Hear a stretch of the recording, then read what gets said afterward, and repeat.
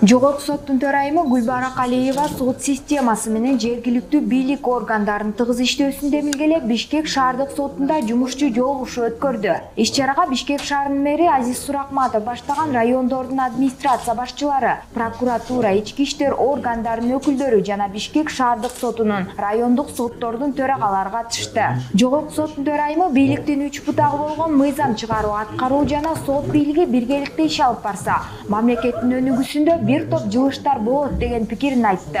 Сейчас мы должны повернуться, во-первых, лицом друг к другу и обязательно к населению. Биз биргелешип жарандар үчүн иштешибиз керек. Азыркы күндө жергиликтүү бийлик органдары жана калк менен тыгыз иштешпесек, соттор менен жалпы эле бийлик органдарына эч кандай ишеним болбойт. Ошондуктан бул багытта ишти алып баруу мезгил талабы болуп саналат. И, соответственно, с населением, то ни о каком доверии не может быть речи. Ни к судам, ни к местным органам. Гүлбара Калиева статистикага кайрылып, Бишкек шаарында кылмыштардын ичинен уурулук менен алдамчылык биринчи орунда турарын белгиледи. Андан кийинки орунда бейбаштык көп катталат. Бул көбүнчө жашы жете элек өспүрүмдөрдүн арасында кездешкендиктен Жогорку соттун төрайымы мындай балдардын үй бүлөсүнүн социалдык абалын, ата-энеси барбы же жокпу сөзсүз эске алып, буга эмне түрткү берерин аныктоо зарыл экендигин белгилеп өттү.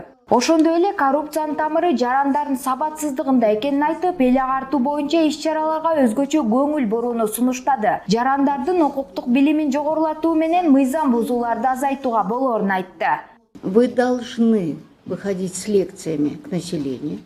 Жарандарга лекцияларды окуп, мыйзамдарды түшүндүрүп, аксакалдар соттор менен дагы тыгыз иштешүү зарыл. Соттук иштерди түшүндүрүүдөн тышкары, жарандардын укуктук билимин жогорулатып, мыйзамдар боюнча маалымат берүү сиздердин түзмө-түз милдетиңиздер. По конкретным делам, но разъяснение законодательства – это ваша обязанность.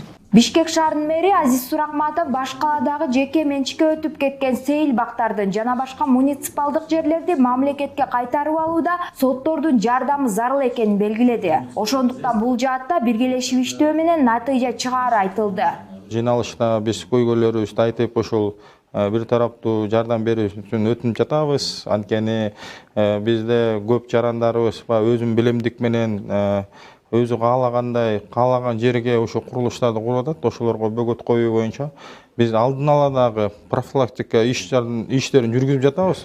Бирок негизи эле ошо соттун чечими чыккандан кийин дагы ошо эл алдында дагы ошо мыйзамсыз курулган күнү дагы ал жер мамлекет кандай күн болгон күнү дагы ошо жерди бошоторун биз далилдешибиз керек. Бишкек шаарында мындай форматтагы жолугушуу биринчи ирет уюштурулуп жатат. Жергиликтүү бийлик органдары сот тутуму менен тыгыз иштешүү боюнча Жогорку соттун төрайымынын демилгесин колдошуп, бул бир топ натыйжа алып келерин белгилешти.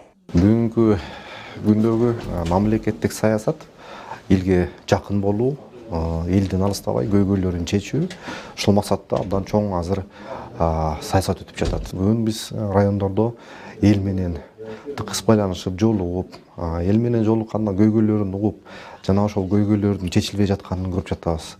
Ошондуктан бүгүнкү күнү Жогорку соттун төрайымы Гүлбара Үтөрөнанын деңгээлинде өтүп жаткан ушу бүгүнкү иш-чараны биз абдан сүйүнүч менен кабыл алдык. Биз ушинтип бир чогуу иш кылсак, жакшы бир жыйынтыктарга келебиз го деп ойлойм. Биздин Кыргыз Республикасынын бийлигинин аброюна дагы ушу жакшы өбөлгө болот деп мен терең ишенем.